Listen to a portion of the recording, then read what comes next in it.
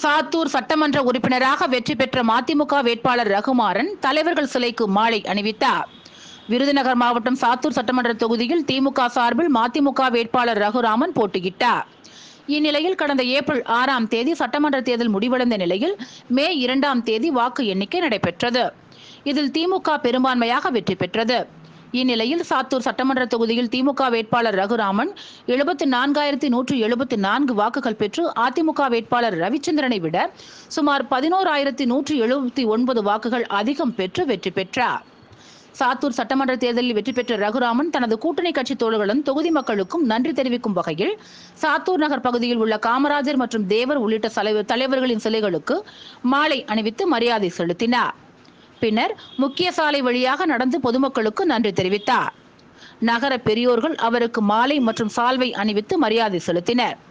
பின்னர் ரகுராமன் சாத்தூர் பேருந்து நிலையம் எதிரில் மரக்கன்று நட்டார்.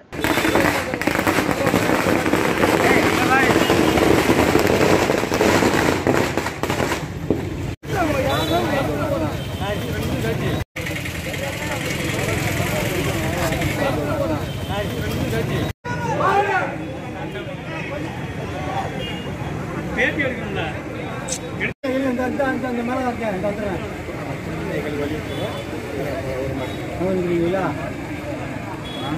சரி காலி இருக்கா சரிங்களா சரி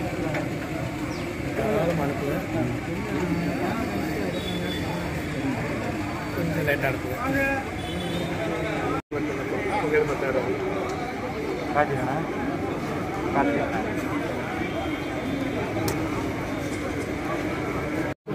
தெரிய மாட்டாங்க.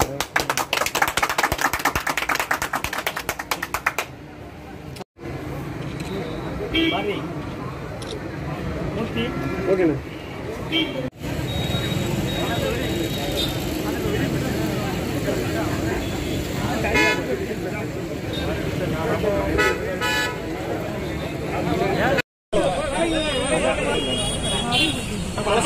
சார் இங்கே பாருங்க சார் இங்கே பாருங்க சார்